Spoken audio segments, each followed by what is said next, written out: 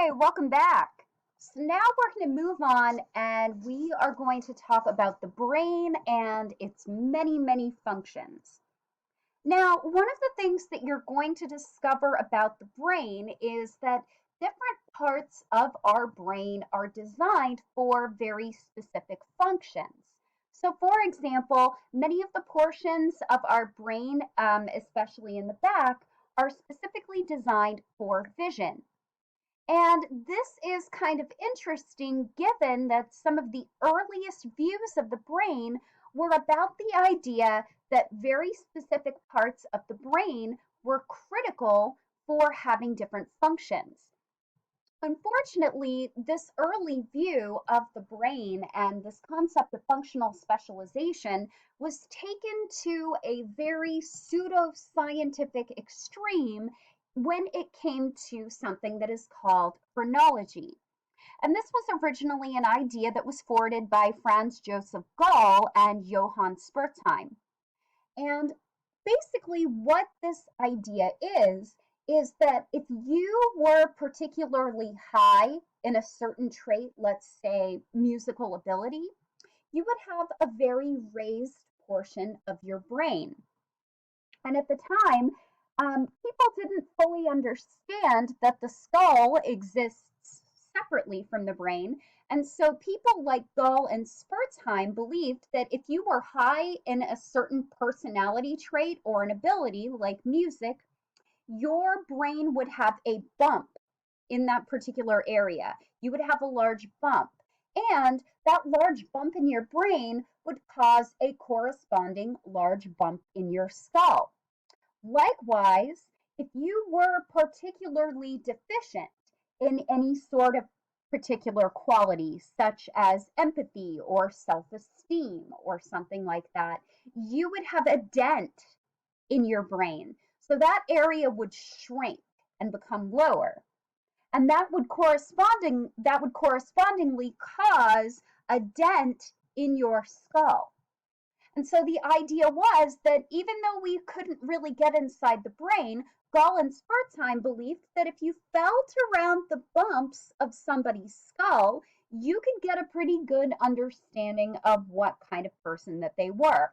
And so you can actually see an example of a phrenology map where personality traits are directly being mapped onto brain areas. And just by feeling around the skull, you can actually figure out what's going on in the brain.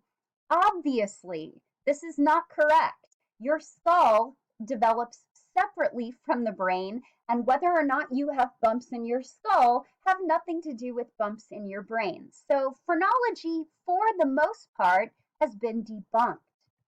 However, I would be remiss if I didn't mention that the brain actually does have some functional specialization. Probably one of the best known cases of this comes from the work of the French physician Paul Broca and his observations of a patient named Tan. Now, here is an example of Tan's brain. So this is the brain preserved from Tan. Tan had a stroke in this particular area. This is an area, the left inferior frontal gyrus. And this area, as we now know, is really critical for language production. It's near a lot of the motor areas of frontal cortex, so it kind of makes sense that this area would be really important for producing the sounds associated with language. So Tan had a stroke in this area. You can actually see the areas of brain damage right here. And what's interesting about this is that all Tan could say, Tan had this particular name because all they could say was the word Tan. So we now know this area as Broca's area. This is an area that is really important for language production. So somebody who has damage to this area can understand language. They might even be able to sing, but they can't speak language. So one of the things we are going to discover as we learn about the brain is that there is some functional specialization. There are some parts of our brain that are designed for very specific functions. Now, having said that, no one part of our brain works in isolation. So they all work together. Our brain works together to help us run. Let's talk about some of the major divisions of the brain. So we have this area here. This is probably the oldest part of our brain. This is what is known as the hindbrain. It is made up of the brainstem and this little portion here, the cerebellum. Just above that is an area called the midbrain. And one critical area that I will talk about in the midbrain is an area called the substantia nigra. And then finally, we have our what we would consider our forebrain. So it's made up of our subcortical structures as well as our cerebral cortex. So let's start by talking about our hindbrain. Our hindbrain is really critical for survival. The hindbrain is responsible for many of our most life sustaining functions.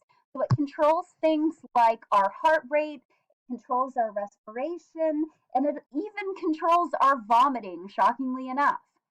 So the hindbrain helps connect the brain to the spinal cord. It is made up of the brain stem, which includes areas like the pons, the medulla, and the reticular formation. The reticular formation is really critical for our sleep wake cycles and our sense of arousal. The cerebellum is this tiny little brain at the back of our brain, and that's where cerebellum actually gets its name. It is a literal little brain, and it's important for things like motor coordination as well as helping our sense of posture and our sense of balance. The midbrain is going to be critical for a lot of our motor responses. So for example, we have an area right outside of here that I'm kind of highlighting. This is an area called the superior colliculus. This is really important for a lot of our eye movements. Another area that I'd like to point out is this one right here. This is the substantia nigra. It literally translates to the phrase black substance. And the reason it has its name is that when you cut open the brain and you actually look at the substantia nigra, it appears black. So none of the other tissue looks like this except for the substantia nigra.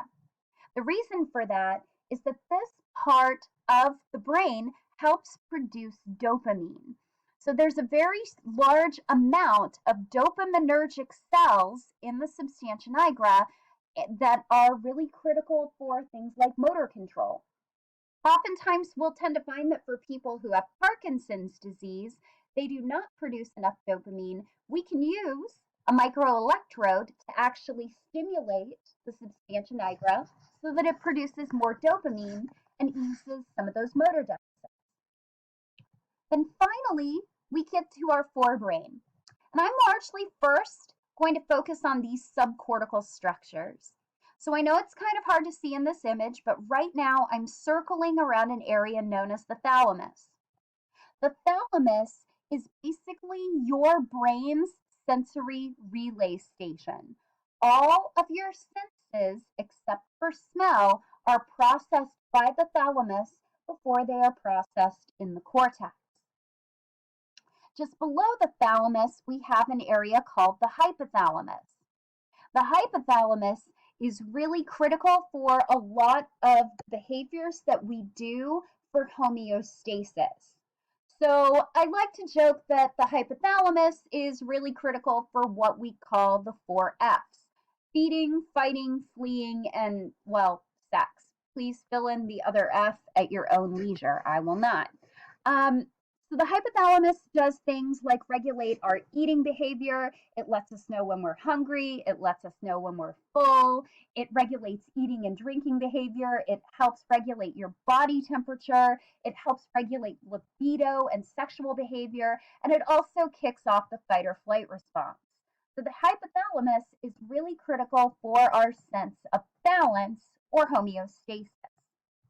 I know it's kind of hard to see in this image, but if you follow along, you can briefly see the outline of this little long structure right here. This is what's known as the hippocampus. The reason we call it the hippocampus is because it kind of looks like a seahorse a little bit, which is where it gets its name. The hippocampus, as we're going to learn about later on, is really critical for long-term memory formation. Just in front of that, we have this little almond-shaped structure called the amygdala. And we call it the amygdala because amygdala means almond, and the amygdala looks like an almond. And it's really critical for processing a lot of our emotional memories or our responses to things like fear or stress. So when you think of emotions, the amygdala. And then finally, it's kind of hard to see here, but you're actually looking at part of the basal ganglia just near the thalamus. The basal ganglia is important for things like movement, learning, as well as habit formation. So those are the major subcortical structures. Now, let's talk about our cerebral cortex. So the cerebral cortex, as you can see, is very wrinkled. Part of the reason for that is that when you wrinkle something, you actually increase the surface area while keeping the actual size of the brain the same. One of the things that we know for the most part, if you look at other animals like the brains of dogs, cats, rats, and certain types of monkeys, they don't have nearly as many folds as we do. Dolphins have a lot though. These are the four major lobes of the brain. So we have the occipital lobe, which is back here. The occipital lobe is entirely devoted to vision. We have the temporal lobe, which is located around your ears. It's critical for a lot of our auditory behaviors. So it processes sound, it processes music, it processes language comprehension, it also plays a role in object recognition and memory. Just above that, we have the parietal lobe. That's really critical for things like our sense of touch, also important for aspects related to attention. And then we have our frontal lobe. And as you can see, the frontal lobe actually makes up a pretty sizable portion of our brain. This is responsible not only for our sense of motor control, but also things like motivation, planning, our sense of personality, attention, and so on. So all of these lobes work together to create the complex mental activities that we do all the time. Now, interestingly enough, our brain is made up of two hemispheres. So we have our left hemisphere and we have our right hemisphere. Now, one of the things that's kind of interesting is that there are some tasks that we do more on the left side of the brain. There are other tasks that we do more on the right. So for example, a good chunk of language processing tends to happen in the left hemisphere rather than the right. Spatial analysis and analysis by touch, as well as aspects related to visual stimuli that can't be verbally coded, they tend to be processed more in the right. Now, oftentimes this difference between the hemispheres has led people to think that maybe people who are supposedly left-brained are more analytical and people who are right-brained are more creative. There's not really such a thing as left-brained or right-brained. Generally speaking, you use both of your lobes all the time, no matter what you're doing. And the reason for that is because these hemispheres communicate with each other by their connection to this large fiber bundle that we call the corpus callosum. This helps the two hemispheres work together when necessary and generally helps us function. And at the end of the lecture, we'll kind of talk about what happens when this corpus callosum is cut. I'm going to stop here and we will then talk about the primary cortices and a little bit more about the brain.